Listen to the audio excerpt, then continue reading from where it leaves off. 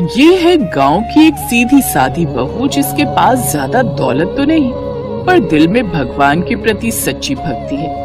और ये गरीब घर की बहू अपने परिवार के लिए कुछ खास करना चाहती थी, लेकिन जब घर में तेल और बेसन भी ना हो तो क्या किया जाए। दिवाली के कुछ दिन पहले ही राकेश जहाँ पर मेहनत मजदूरी करता था वो काम ही बंद हो गया। आप बहुत परेशान लग रहे हैं। दिवाली का त्योहार आ रहा है और आपने इस तरह अपना मुंह बना रखा है, कैसे चलेगा? तुम नहीं समझ सकती लक्ष्मी। मैंने सोचा था इस दिवाली तो कुछ अच्छा होगा।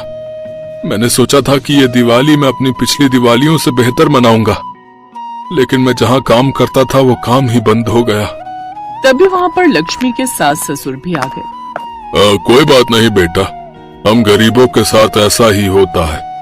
किसी भी नौकरी का कोई भरोसा नहीं, कब धोखा मिल जाए। मैं तो बचपन से यही झेलता आ रहा हूँ। जरूर हमारे घर में किसी ने जादू टोना कर रखा है। जब भी कुछ अच्छा होने वाला होता है तुरंत बेड़ा गर्क हो जाता है। अरे नौकरी जानी ही थी तो दिवाली बाद चली जाती। माँ जी आप चिंता मत करो, मुझे माता लक्ष्मी पर पूरा भरोसा है। एक ना एक दिन वो हमारी जरूर सुनेंगी। खैर इसी तरह दिन बीतते गए। राकेश हर जगह मेहनत मजदूरी करने जाता था, लेकिन उसे कहीं काम नहीं मिल रहा था। जो पैसे थे वो खर्च हो गए थे, क्योंकि मजदूरों का घर ऐसे ही चलता है, रोज का खाना और रोज का कमाना। जो थोड़े बहुत पैसे बचे थे वो भी दिवाली तक पूरी तरीके से खत्म हो गए। दिवाली के सिर्फ 2 दिन पहले राकेश घर नहीं लौटा। वो गांव के अपने खेत में अकेले बैठा रो रहा था। मेरे घर में माता पिता और मेरी पत्नी है, सब मेरे ही भरोसे हैं। मैं जवान मुश्तंडा होकर अपने परिवार को नहीं पाल सकता, तो मेरा जिंदा रहने से फायदा ही क्या। साल में सिर्फ 2-3 महीने ही काम मिलता है, उसके बाद काम ही नहीं मिलता, जबकि मैं पूरी ईमानदारी और मेहनत के साथ काम करता हूँ। राकेश अपने खेतों में बैठकर ये सब सोच ही रहा था कि तभी वहाँ पर उसका दोस्त विक्रम आ गया। और भाई राकेश, यहाँ अकेले अकेले क्यों बैठे हो? दिवाली आने वाली है, अपने दोस्त को पार्टी नहीं दोगे? विक्रम दिवाली सबके लिए है, मेरे लिए पर्सनल दिवाली नहीं है जो मैं किसी को पार्टी दूं। तेरे लिए भी तो दिवाली है, तू ही दे दे पार्टी। अरे कैसे दे दो राकेश भाई पार्टी, मैं तो शुरू से ही नल्ला और बेरोजगार हूँ।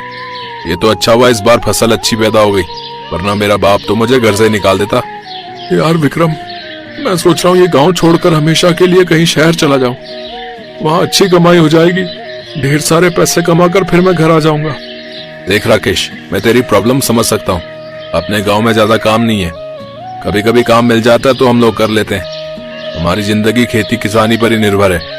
तू भी अपने घर का अकेला है और मैं भी अपने घर का अकेला हूँ। हम दोनों के ही बूढ़े माँ बाप हैं, पत्नी है। हम अपना घर छोड़कर शहर नहीं जा सकते यार। बस इसी बात की तो समस्या है, वरना अब तक मैं बाहर शहर में जाकर कमाने लगता। राकेश उस रात अपने घर बहुत देर में पहुंचा। उसकी पत्नी और माता पिता परेशान हो गए। राकेश बेटा तू इतना ज्यादा परेशान क्यों रहता है? इतनी देर में घर आया है, पक्का खेतों के पास बैठकर रो रहा होगा।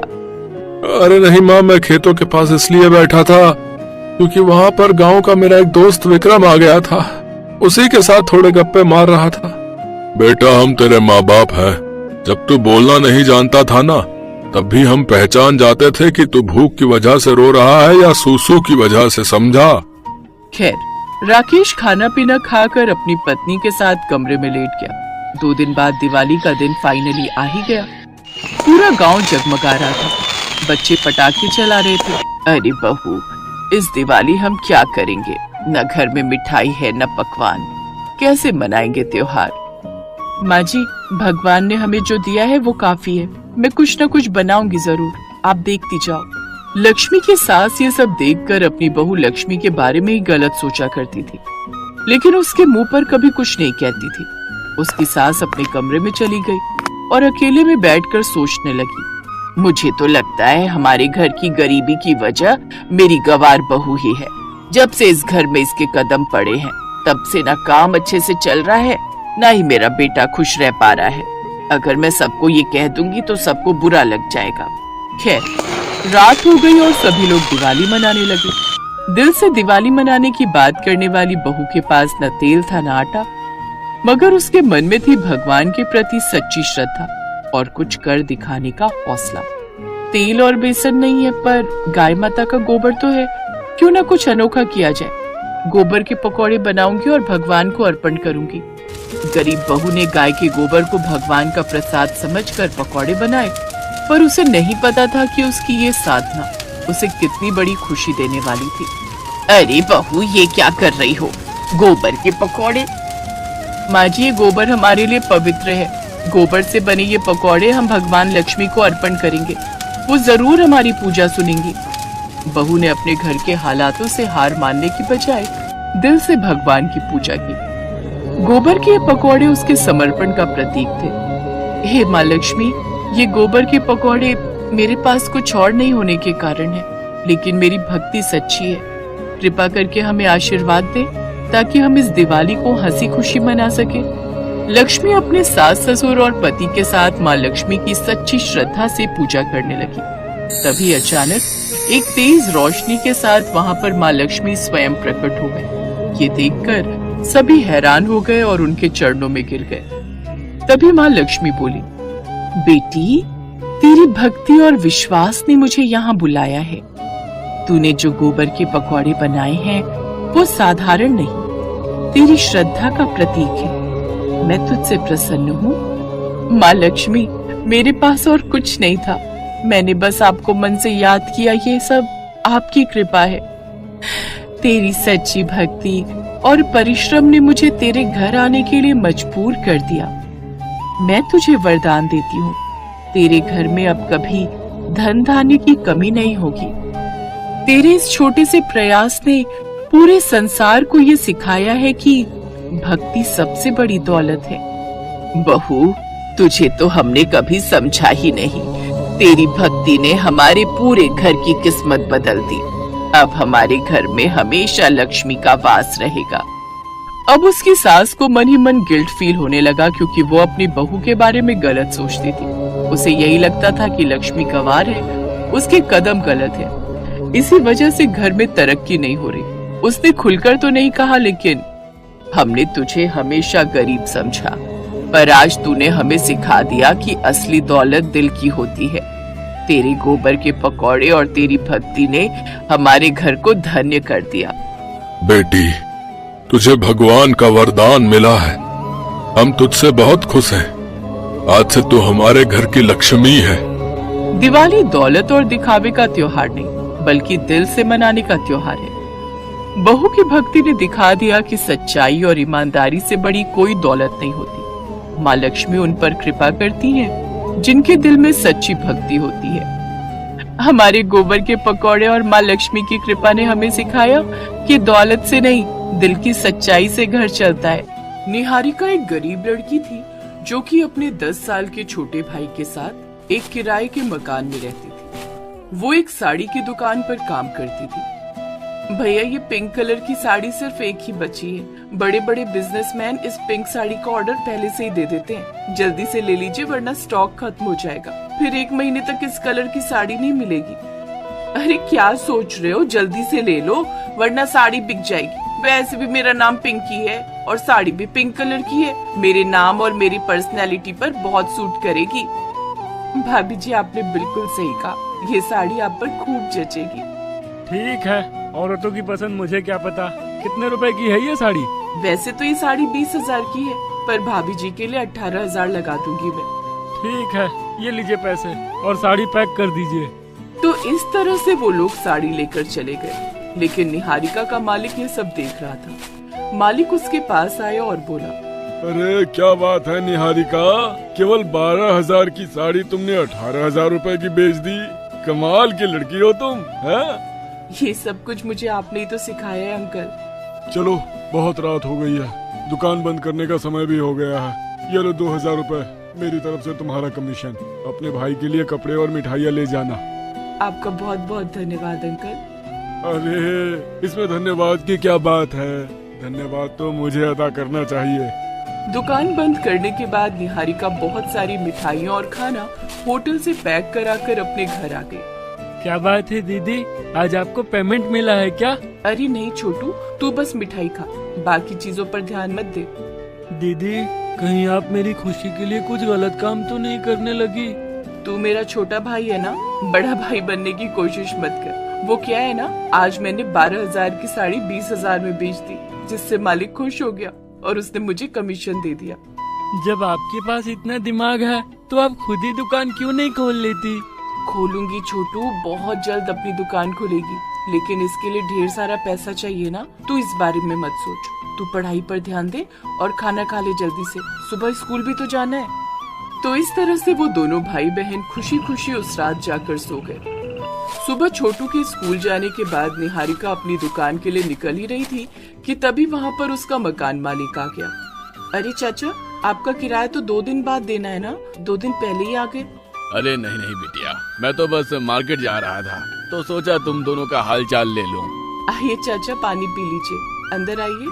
अरे नहीं नहीं बेटा, मुझे लग रहा है कि तुम अपनी दुकान पर जा रही हो। ऐसा करना, अपनी पसंद की 2 साड़ियाँ ले आना। मेरी बीवी मुझसे नाराज है, साड़ी गिफ्ट कर दूंगा तो रात में मान जाएगी और उसके पैसे किराए में काट लेना।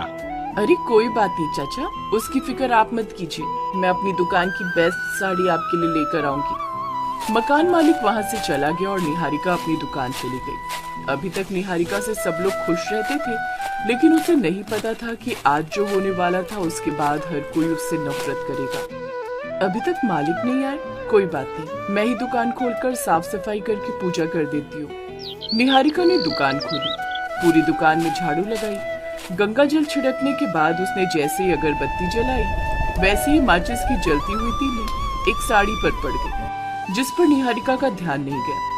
निहारिका पूजा करने में बिजी हो गई। धीरे धीरे उस साड़ी ने आग पकड़ ली और पूरी दुकान में आग लग गई। अरे बेटा, पूजा करने में इतना ज्यादा बिजी मत हो जाओ कि दुकान का ध्यान ही ना रहे। तुम्हारी दुकान में आग लग गई है।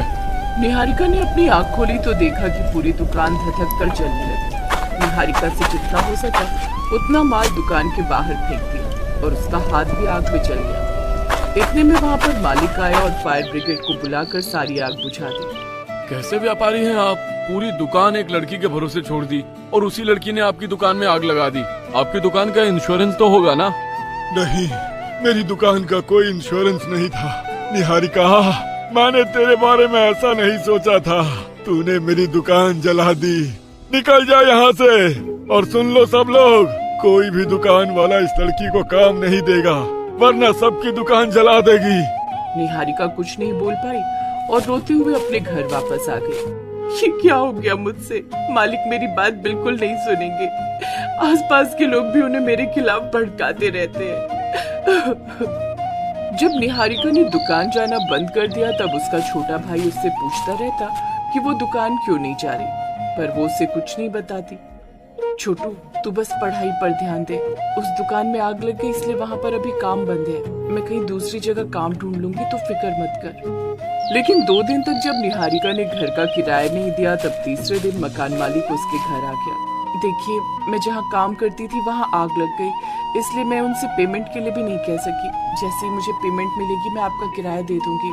अरे वो दुकान तेरी वजह से ही जली है। दुकान का मालिक मेरा दोस्त है, आज वो मुझसे मिले थे, बेचारे रो रहे थे। वहाँ के आसपास वाले लोगों ने भी कहा कि तेरी वजह से ही दुकान जली है।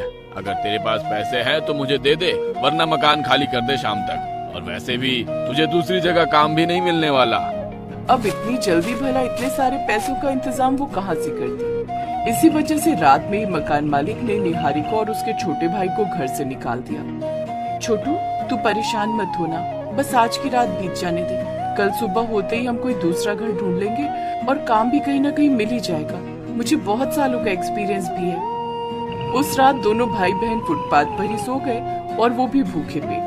अगले दिन निहारिका जहाँ भी काम मांगने जाती उसे काम नहीं दिया गया और न ही उन दोनों को किसी ने किराए पर अपना मकान दिया। छोटू, चलो उस मंदिर में चलते हैं। निहारिका छोटू को लेकर सामने बने एक मंदिर में लेकर चली गई। जब तक हमें घर नहीं मिल जाता हम दोनों इसी मंदिर में रहेंगे, तो यहीं पर बैठ मैं कुछ खाने के लिए लाती हूँ। निहारिका अपने भाई को वहीं छोड़कर लोगों से मदद मांगने लगी। उसकी मदद किसी ने नहीं की। भटकते भटकते रात हो गई।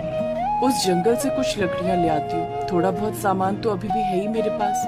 मंदिर में ही आग जलाकर खाना बना लूंगी, अपने छोटे भाई को खिला दूंगी। राधिका सामने वाले जंगल में चली गई और लकड़ियां बिनने लगी। उसे कुछ फल भी दिखाई दिए। इसलिए वो फल भी तोड़ने लगी, लेकिन तभी उसे अचानक जानवरों की आवाजें आने लगी। भाग निहारिका, इस जंगल में तो शेर है। निहारिका जंगल से जैसे ही भागने लगी वैसे ही 2 शेरों ने उसे घेर लिया, जिससे निहारिका बुरी तरह डर गई। हे भगवान, मेरे सर से तूने माँ बाप का हाथ तो छीन ही लिया, अब अगर मैं मर गई तो छोटू का क्या होगा। तभी निहारिका आंख बंद करके अपनी माँ को याद करने लगी। इतने में उन दोनों शेरों ने निहारिका पर अटैक कर दिया, पर तभी अचानक निहारिका को सोने चांदी की जादुई साड़ियों ने ठीक वैसे ही घेर लिया जैसे कि श्री कृष्ण की साड़ियों ने द्रौपदी को बचाया था। ये क्या हो रहा है? साड़ियाँ और वो भी सोने चांदी की। लगता है ये जंगल मायावी है, आज मैं नहीं बच पाऊंगी। जिन सोने चांदी की जादुई साड़ियों ने निहारिका को लपेट रखा था, उनकी चमक इतनी तेज थी कि दोनों शेरों की आंखें अंधी हो गई। वो वहाँ से भाग गए और साड़ियों ने निहारिका को आजाद कर दिया। निहारिका वो साड़ियाँ छोड़कर तुरंत वहाँ से भागने लगी, लेकिन तभी उन साड़ियों से आवाज आई, अरे निहारिका, हम दोनों को तो यहाँ से ले जाओ। हम दोनों को तुम्हारी माँ ने स्वर्ग से यहाँ भेजा है तुम्हारी मदद करने के लिए। निहारिका ने पलटकर पीछे देखा तो कोई नहीं था। अरे इधर उधर क्या देख रही हो निहारिका? मैं सोने की साड़ी हूँ और ये मेरी बहन चांदी की साड़ी। देखो, मैं वैसे ही परेशान हूँ। इस जंगल में जो भी है मुझे परेशान करने की कोशिश ना करे, मुझे जाने दो। इतने में दोनों साड़ियाँ खुद ब खुद उड़कर निहारिका के पास आ गई। अब यकीन हुआ? अगर तुमने मुझे यानी सोने की साड़ी पहन ली तो तुम्हारे पास बहुत सारा धन बरसने लगेगा, और अगर तुमने चांदी की साड़ी पहन ली तो तुम जो भी अपने मन में अपनी माँ से मांगोगी वो तुम्हारे सामने हाजिर हो जाएगा। अब निहारिका को थोड़ा बहुत यकीन हो गया, लेकिन तभी वहाँ पर निहारिका की माँ की आत्मा आ गई। निहारिका बेटा, मेरे अच्छे कामों को देखकर मुझे स्वर्ग मिला है, और ये दोनों सोने चांदी की साड़ियाँ मेरी दासी हैं, जो मैं तुम्हें समर्पित कर रही हूँ। जो भी इन दोनों ने कहा वो बिल्कुल सच है। इतना बोलकर उसकी आत्मा वहाँ से गायब हो गई। निहारिका दोनों जादुई सोने चांदी की साड़ियाँ लेकर मंदिर में आ गई। हे भगवान, मुझे मेरी दीदी लौटा दीजिए। ना ही मुझे खाना चाहिए और ना ही घर, मुझे बस अपनी दीदी चाहिए। छोटू मंदिर में भगवान के सामने प्रार्थना कर रहा था, तभी उसकी दीदी उसके पास आ गई। निहारिका ने सबसे पहले चांदी की साड़ी पहनी और अपनी माँ से एक घर के लिए प्रार्थना की। तभी मंदिर के पास खाली पड़ी जगह में एक बहुत सुंदर घर बन गया।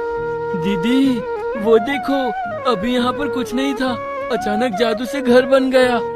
वो हमारा ही घर है छोटू, जल्दी से घर चल, तुझे सारी बात बताती हूँ। निहारिका उस घर में छोटू को लेकर चली गई और सारी बात बता दी। चांदी की साड़ी पहने हुए ही उसने अपनी माँ से कुछ खाने पीने के लिए प्रार्थना की। अगली सुबह उसने सोने की साड़ी पहनी, जिससे बहुत सारा धन उस घर में बरसने लगा। धन बरसना बंद ही नहीं हो रहा था, इसलिए उसने साड़ी उतार कर नॉर्मल कपड़े पहन लिए। अब धन की बारिश होना बंद हो गई। उन पैसों से उसने खुद की दुकान खोली और दोनों लोग खुशी खुशी अपना जीवन बिताने लगे।